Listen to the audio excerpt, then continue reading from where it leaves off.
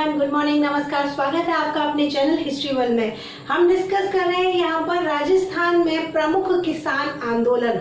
जो भी किसान आंदोलन हुए वो सारे डिस्कस कर रहे हैं यहाँ पर। कल हमने शुरू करा था राजस्थान का पहला किसान आंदोलन, बिजोलिया किसान आंदोलन। ठीक है, बिजोलिया किसान आंदोलन से ही किसान आंदोलन की शुरुआत होती है और उसके बाद में ये अन्य क्षेत्रों में जैसे बेंगू है, बूंदी है, अलवर है, वहां पर ये फैलता है। ठीक है, तो बिजोलिया किसान आंदोलन हमने कल शुरू करा था, जिसमें हमने कल देखा था, एक बार रिकैप देख लेते हैं। कल हमने देखा था कि वहां का जागीरदार कौन था, राव कृष्ण सिंह था और उसके समय भी वहां पर बहुत सारे कर, लगभग 84 प्रकार के कर जो किसानों से वसूल किए जाते थे। ठीक है, और उसके बाद हमने देखा था कि उसने एक नया कर लगाया था 1903 में किसानों पर, जो कि था चवरी कर। चवरी कर जो कि बेटी की विदाई के समय या बेटी की शादी के समय ठिकानेदार को देना होता था किसानों के द्वारा, और कीमत कितनी होती थी, तो कीमत होती थी 5 रुपया।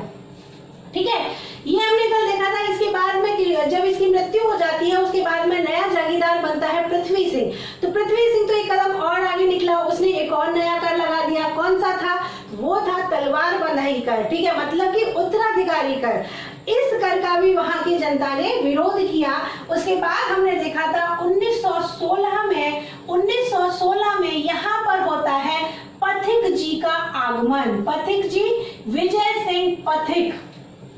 ठीक है, बिजोलिया किसान आंदोलन में 1916 में विजय सिंह पथिक जी का आगमन होता है और आगे किसान जो है आंदोलन की बागडोर पथिक जी संभालते हैं। तो आगे बढ़ने से पहले एक बार हम पथिक जी के बारे में देख लेते हैं कि ये विजय सिंह पथिक कौन थे, कहां से आए थे, क्या करते थे, क्या थे। ठीक है, देखो विजय सिंह पथिक, जन्म इनका कहाँ हुआ था, तो जन्म हुआ था 24 मार्च 1873 को। कहां पर, हम सब जानते हैं ये कहां के रहने वाले थे, तो ये बुलंदशहर यूपी के रहने वाले थे।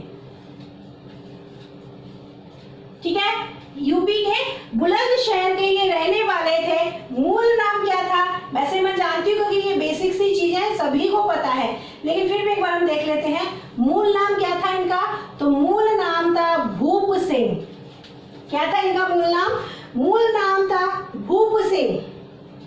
ठीक है, इन्होंने अपने क्रांतिकारी जीवन की शुरुआत कब करी थी, तो क्रांतिकारी जीवन की शुरुआत करी है 1907 में। क्रांतिकारी जीवन की शुरुआत की है इन्होंने 1907 में, और 1907 में ही ये रास बिहारी बोस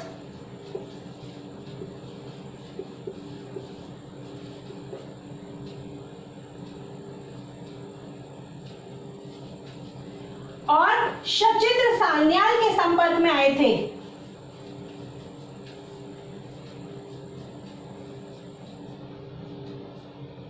ठीक है, सान्याल है ये। ठीक है, ये 1907 में ही रास बिहारी बोस और सचिंद्र सान्याल के संपर्क में आए थे। मूल नाम मैंने आपको बता ही दिया, क्या है इनका, भूप सिंह। अच्छा, इनको एक उपाधि भी दी गई थी, क्या थी, महात्मा की उपाधि। इनको लोग महात्मा कहकर भी पुकारते थे, इनको महात्मा की उपाधि भी दी गई थी। ठीक है, अब इन्होंने एक चीज और इनके बारे में नोट करना, इन्होंने एक संस्था की भी स्थापना करवाई थी। एक संस्था की स्थापना करी थी, क्या नाम है उस संस्था का, वीर भारत समाज। देखो पथिक जी से भी कई क्वेश्चन आरपीएससी फर्स्ट ग्रेड में भी क्वेश्चन आया हुआ है, तो पथिक जी के जो इंट्रोडक्शन है, मूल इंट्रोडक्शन है, उससे भी कई क्वेश्चन बनते हैं, इसलिए मैंने यहाँ पर ये पूरा टॉपिक लिया है। ठीक है, तो मूल नाम भूप सिंह हो गया। क्रांतिकारी जीवन की शुरुआत की है 1907 में, संपर्क में आई 1907 में ही रास बिहारी बोस और सचिंद्र सान्याल के। ठीक है, संस्था इन्होंने वीर भारत समाज। अच्छा, इन्होंने एक बुक लिखी है, बुक का नाम याद है आपको, इन्होंने एक बुक लिखी है, वो है what are the Indian state.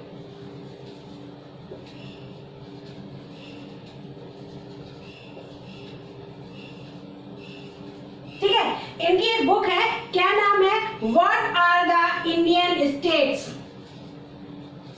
ठीक, ये है इनकी मूल जो जिनका वो होता है ना कि मूल कहानी के कौन थे, कहां से आए थे, इनका जनरल इंट्रोडक्शन। ठीक है, अब वही रास बिहारी बोस ने ही इनको बोला था कि आप बिजोलिया जाओ और वहां के किसान आंदोलन में उनकी मदद करो या उनको नेतृत्व प्रदान करो। तो उनके कहने पर ही राजस्थान आए थे, उनके कहने पर ही ये राजस्थान आए थे। इनकी यहाँ पर मुलाकात होती है किससे? साधु सीताराम दास से।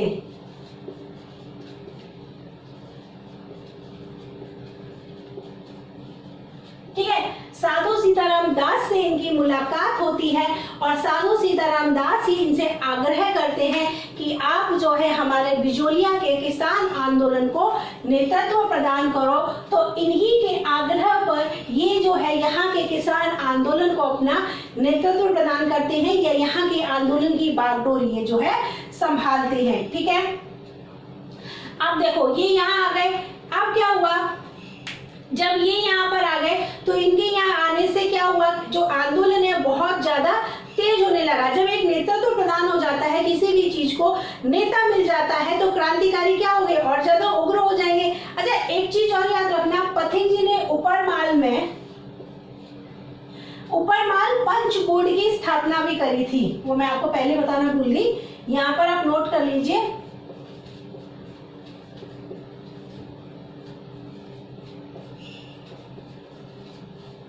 ठीक है, ऊपरमाल पंच बोर्ड की स्थापना करी थी और जिसका अध्यक्ष बनाया था मन्ना लाल पटेल को।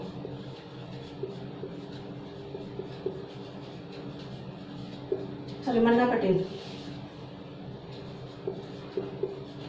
ठीक है, हरियाली अमावस्या कब आती है? श्रावण की अमावस्या को। श्रावण की अमावस्या को इन्होंने ऊपरमाल पंच बोर्ड की स्थापना करी थी, जिसका अध्यक्ष बनाया था मन्ना पटेल को। ठीक है, ये चीज भी आप नोट कर लेना। तो 1916 में इन्होंने क्या करा, नेतृत्व प्रदान कर दिया। अब जब यहाँ के लोगों को एक नेतृत्व मिल गया, एक नेता मिल गया, तो ये जो आंदोलन है वो बहुत ज्यादा उग्र होने लगा, बहुत ज्यादा तेज होने लगा। क्रांतिकारी जो है वो बहुत ज्यादा आंदोलन करने लगे। इतना आंदोलन हो रहा था लेकिन फिर भी ठिकानेदार जो है कोई भी कार्यवाही नहीं कर रहा था। कोई भी ठिकानेदार तो क्या, मेवाड़ के राणा के द्वारा भी कोई भी कार्यवाही नहीं की जा रही थी। यहाँ पर जब ये आंदोलन हो रहा था तो माणिक्यलाल वर्मा का एक वो है कविता है जिसका नाम है पंछीड़ा। पंछीड़ा इस आंदोलन के समय गाया जा रहा था, पंछीड़ा इस आंदोलन के समय गाया जा रहा था। इसके अलावा प्रज्ञावक्षु श्री भंवरलाल, ये तो माणिक्यलाल वर्मा का है, प्रज्ञावक्षु श्री भंवरलाल का भी एक गीत है जो उस समय बहुत ज्यादा प्रचलित था। ठीक है, भंवरलाल का भी एक गीत है जो बहुत ज्यादा प्रचलित था। क्या गीत के बोल क्या है, मान मान में बाड़ा राणा, प्रज्ञा पुकारे रे, रूस जार को पतो न लागो, सुर नाड़ा फतल मारे। ठीक है, तो इस आंदोलन के समय ये गीत जो है वो बहुत ज्यादा गाए जा रहे थे। आंदोलन बहुत ज्यादा धीरे धीरे उग्र हो रहा था।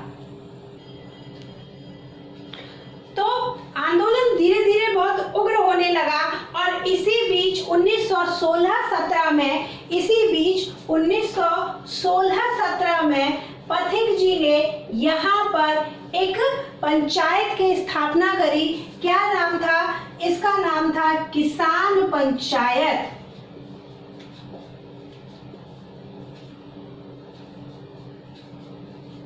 ठीक है, इसी बीच विजय सिंह पथिक जी ने यहाँ पर 1916-17 में किसान पंचायत की स्थापना करी। इसके साथ ही साथ अपने आंदोलन में जान डालने के लिए एक समाचार पत्र के माध्यम से ये बात जगह जगह फैलानी शुरू की। पथिक जी ने ही एक समाचार पत्र के माध्यम से इसको प्रकाशित किया। समाचार पत्र का नाम क्या है? प्रताप। जो कि कहाँ से प्रकाशित होता था? तो ये प्रकाशित होता था कानपुर से। याद रखना, एग्जाम में पूछा जाता है। ठीक है, याद रखना कहाँ से प्रकाशित होता था? प्रताप समाचार पत्र प्रकाशित होता था कानपुर से।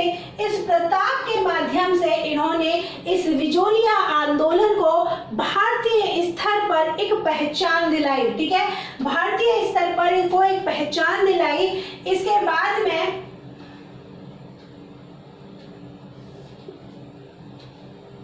जब ब्रिटिश सरकार अबे देखो ये आंदोलन कर रहे, अब जब ब्रिटिश सरकार को और मेवाड़ के राणा को पता चला, ब्रिटिश सरकार और मेवाड़ के राणा को पता चलता है कि यहाँ पर विजय सिंह पथिक जो है आंदोलन को नेतृत्व प्रदान कर रहे हैं, तो उन्होंने क्या करा, इनको पकड़वाने की कोशिश करी।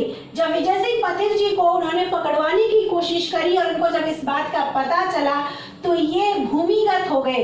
कहां पर हुए, उमाजी खेड़ा नामक स्थान पर ये भूमिगत हो गए। और ये जो उमाजी खेड़ा है यही आगे चलकर विजोलिया किसान आंदोलन का क्या हुआ, मुख्य केंद्र बना।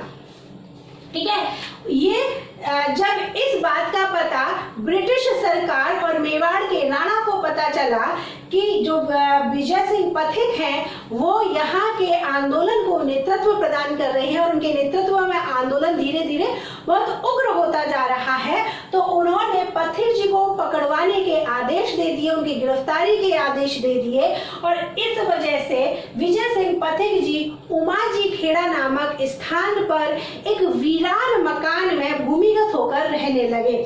उस मकान में ये रहने लगे और यही जो मकान है आगे चलकर विजोलिया आंदोलन का मुख्य केंद्र बन जाता है। मतलब सारी गतिविधियों का जो डिस्कशन होता है वो यहीं पर होता है। ठीक है, तो 1919 की बात है। देखो 1919 में गांधी जी ने इनको बुलाया। ठीक है, 1919 में गांधी जी ने इनको बुलाया। किसको बुलाया, पथिक जी को बुलाया। कहां पर बुलाया, अमृतसर में बुलाया। अब देखो मैंने आपको जैसे बता ही दिया कि समाचार पत्र जो कि प्रताप है, प्रताप से इन्होंने विजोलिया आंदोलन को जो है भारतीय स्तर पर पहचान दिला दी। मतलब ये बात अब राजस्थान तक सीमित नहीं रही, राजस्थान से बाहर निकलकर ये सभी लोगों को पता चल गई। तो गांधी जी को जब इस बात का पता चला तो गांधी जी ने पथिक जी को अमृतसर बुलाया वार्ता के लिए, कुछ ना कुछ निष्कर्ष निकालने के लिए। लेकिन ये वार्ता सफल नहीं हो पाई, कोई भी निष्कर्ष नहीं निकला। ठीक है, कोई बात नहीं, गांधी जी ने इनको वापस बुलाया वर्धा में। ठीक है, गांधी जी ने इनको वापस बुलाया वर्धा में और यहाँ से इन्होंने मदन मोहन मालवीय जी को, पंडित मदन मोहन मालवीय जी को इनके साथ भेजा।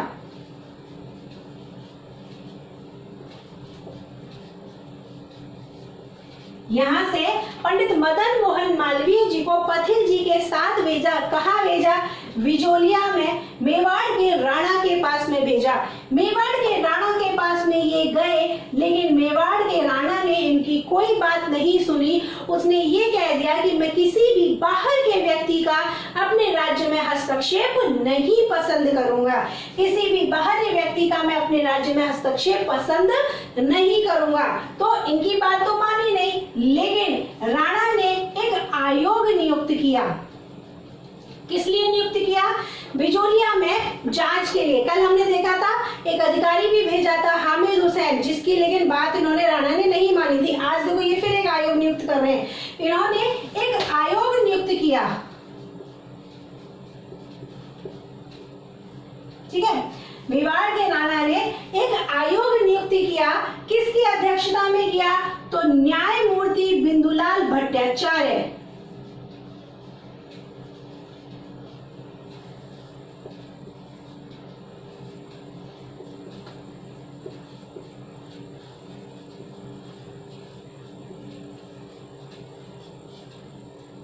ठीक है, बिंदुलाल भट्टाचार्य की अध्यक्षता में इन्होंने एक आयोग नियुक्त किया। ये आयोग जाता है बिजोलिया में जाकर ये वहां पर पूरी जांच करता है। जांच करने के बाद एक रिपोर्ट तैयार करता है और वापस आकर ये क्या करते हैं, महाराणा को ये बोलते हैं कि आपने जो कर इतने सारे वहां पर लगा रखे हैं, उन करों में कुछ राहत दी जाए, किसानों को कुछ राहत दी जाए, कुछ कर जो है वो कम किए जाए। ये सिफारिश करी थी बिंदुलाल भट्टाचार्य ने, लेकिन महाराणा ने इनकी सिफारिश पर भी कोई निर्णय नहीं लिया। तो भाई कोई भी निर्णय नहीं लिया, कोई भी किसी भी तरह का निर्णय नहीं लिया गया, कर एज इट इज लिए जाते रहे। इससे किसान जो है वो और ज्यादा दुखी होने लगे। ठीक है, इसी बीच 1920 में कांग्रेस का नागपुर अधिवेशन होता है। ठीक है, इसी बीच 1920 में, देखो ये एग्जाम में क्वेश्चन आया हुआ है इसलिए मैं इस पॉइंट को यहाँ पर लेकर आई हूँ। 1920 में कांग्रेस का नागपुर अधिवेशन होता है जिसकी अध्यक्षता करते हैं चक्रवर्ती विजय राघवाचार्य।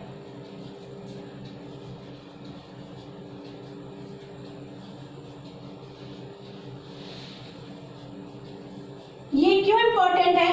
क्योंकि इस अधिवेशन में ही गांधी जी विजोलिया के किसानों को आंदोलन के लिए अपना आशीर्वाद प्रदान करते हैं, इसलिए ये अधिवेशन जो है महत्वपूर्ण है इस आंदोलन के लिए।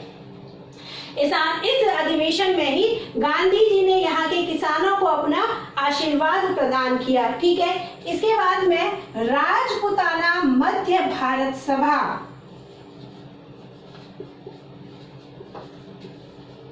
क्योंकि उस समय तो राजपुताना ही था ना, ये राजस्थान तो अब बना है। तो राजपुताना मध्य भारत सभा का अधिवेशन हो रहा था। उस अधिवेशन में पथिक जी ने विजोलिया के प्रश्न को उठाया। उस अधिवेशन में पथिक जी ने विजोलिया के प्रश्न को उठाया तो उन्होंने एक आयोग नियुक्त किया। किसकी अध्यक्षता में? भवानी दयाल की अध्यक्षता में। भवानी दयाल की अध्यक्षता में एक आयोग नियुक्त किया। ये भवानी दयाल भी क्या करते हैं, ये यहाँ आते हैं, यहाँ पर ये क्या करते हैं, पूरी जांच करते हैं और उसके बाद में ये मेवाड़ के महाराणा के पास में जाते हैं। कहाँ जाते हैं? मेवाड़ के महाराणा के पास में जाते हैं और मेवाड़ के महाराणा के पास जाकर फिर ये उनसे यही कहते हैं कि आप किसानों को कुछ राहत दीजिए, कुछ करों को कमी कीजिए। लेकिन एज यूजुअल मेवाड़ के महाराणा ने फिर से मना कर दिया। और क्या कहकर मना कर दिया? जैसा कि पंडित मदन मोहन मालवीय के समय कहा था कि मैं किसी भी बाहरी व्यक्ति का हस्तक्षेप यहाँ पर नहीं होने दूंगा। ये कहकर इन्होंने क्या करा, इस चीज को मना कर दिया। ठीक है भाई, कोई बात नहीं, मना कर दिया। अब जब इन्होंने मना कर दिया तो इन पे दबाव बढ़ने लगा, तो इन्होंने खुद ने एक आयोग नियुक्त किया जो कि विजोलिया के लिए मेवाड़ के राणा की तरफ से नियुक्त किया जाने वाला दूसरा आयोग। पहला आयोग हमने देख लिया था न्यायमूर्ति बिंदुलाल भट्टाचार्य के नेतृत्व में। ठीक है, एक आयोग नियुक्त किया जिसमें कुल 3 व्यक्ति थे। ठीक है, एक आयोग नियुक्त किया जिसमें कुल 3 व्यक्ति थे। कौन कौन थे? तो देखो, राज सिंह बेंदला,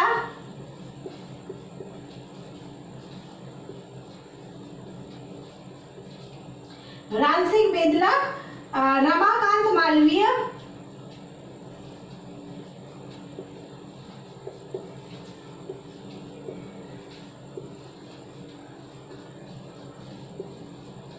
और जो तीसरे हैं वो है तख्त सिंह मेहता।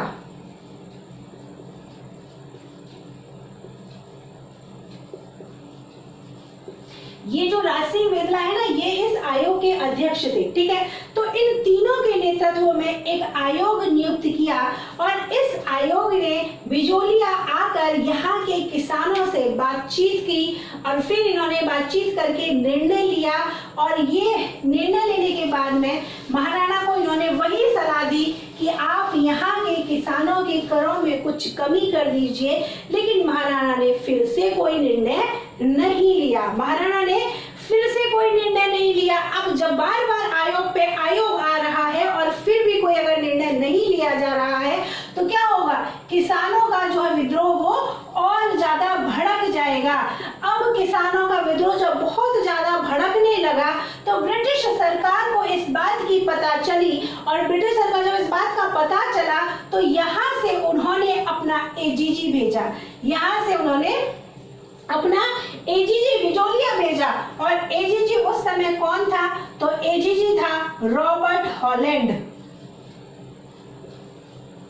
ठीक है, रॉबर्ट हॉलैंड विजोलिया आता है। कब आता है? तो ये आता है 4 फरवरी। जून में तो समझौता होता है। 4 फरवरी 1922 को ये विजोलिया आता है, यहाँ की पूरी जांच करता है। उसके बाद में 11 जून 1922 को ये जो है मेवाड़ के महाराणा, जागीरदार और किसानों के मध्य एक समझौता करा देता है। ठीक है, एक समझौता करा देता है और समझौते के साथ साथ जो कि 84 कर लिए जा रहे थे, उन 84 करों में से 35 करों को ये माफ करवा देता है। ठीक है, 84 करों में से 35 कर माफ कर दिए जाते हैं। अब यहाँ जाकर किसानों को अपनी सफलता मिलती है। लेकिन ये जो समझौता था ये क्षणिक ही रहा, क्षणिक रहा मतलब कुछ समय तक ही ये समझौता रहा। वापस फिर वही लाग बाग बढ़ने लगे, वापस फिर वही करों का बोझ जनता पर बढ़ने लगा और वापस से किसानों ने क्या करा, विद्रोह करना शुरू कर दिया। ठीक है, वापस से किसानों ने विद्रोह करना शुरू कर दिया।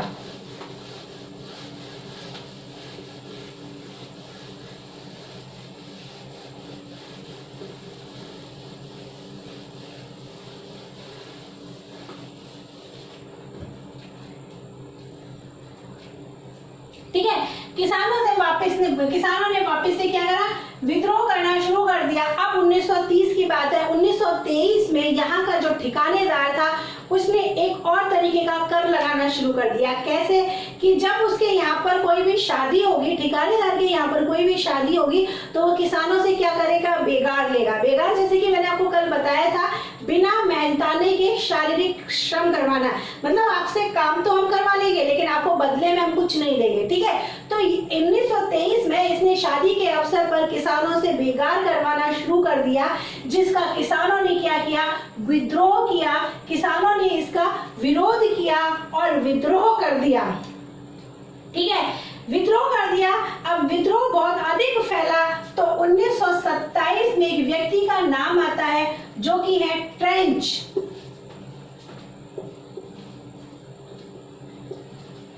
ट्रेंच महोदय ने किसानों और जागीरदारों के बीच में क्या करा, समझौता करवा दिया।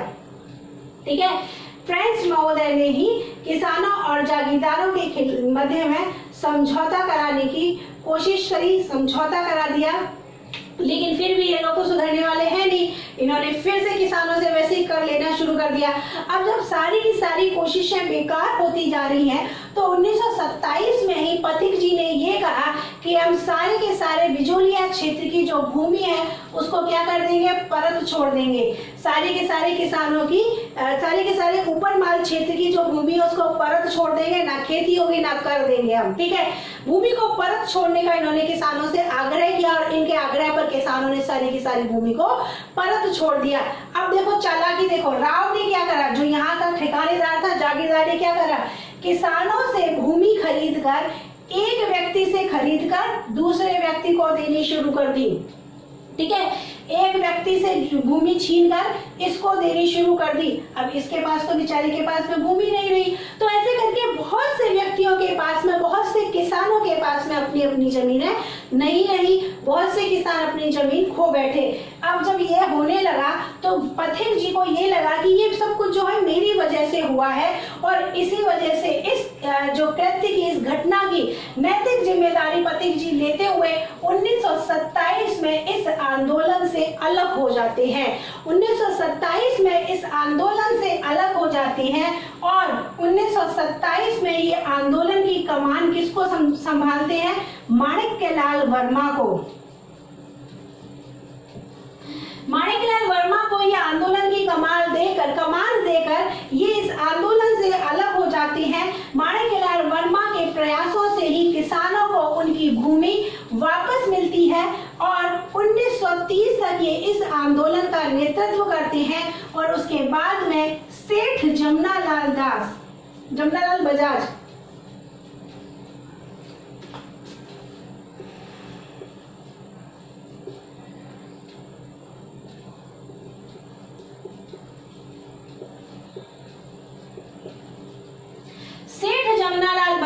इस आंदोलन को संभालते हैं। ठीक है, 1930 तक माणिक्यलाल वर्मा जो है इस आंदोलन को संभालते हैं और 1930 के बाद में ये जो है उसका नेतृत्व किसको दे देते हैं, सेठ जमनालाल बजाज को दे देते हैं। और सेठ जमनालाल बजाज के प्रयासों से ही मेवाड़ का प्रधानमंत्री सर टी विजय राघवाचार्य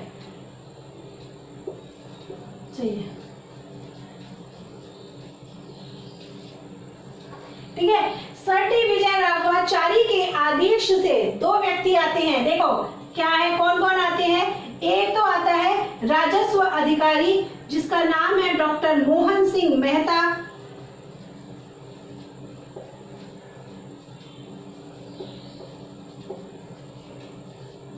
ठीक है, मोहन सिंह मेहता। और एक आता है ब्रिटिश अधिकारी जिसका नाम है विल्किंसन।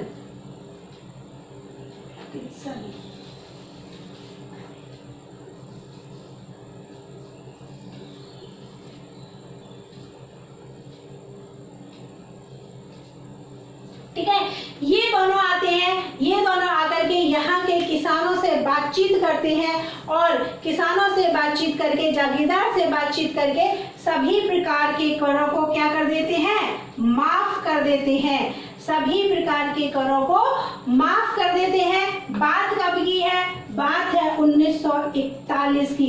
कब की बात है, 1941 की बात है। तो इस तरीके से 1941 में यहाँ पर सभी कर माफ कर दिए जाते हैं और ये जो आंदोलन है वो क्या हो जाता है, समाप्त हो जाता है। सभी कर माफ कर दिए जाते हैं और आंदोलन समाप्त हो जाता है। तो इस तरीके से ये आंदोलन कितने वर्षों तक चला, 44 वर्षों तक चला था। सबसे बड़ा आंदोलन है, ठीक है, सबसे बड़ा आंदोलन है। 44 वर्षों तक चलने वाला ये आंदोलन है, विजोलिया आंदोलन। इसके बाद में कल हम दूसरे आंदोलन की चर्चा करेंगे। आज की क्लास अगर आपको पसंद आई हो तो वीडियो को लाइक कीजिए, दोस्तों के साथ में शेयर कीजिए, चैनल को सब्सक्राइब कीजिए। मिलते हैं कल दूसरे आंदोलन के साथ में और कुछ और कहानी के साथ में। तब तक थैंक यू सो मच।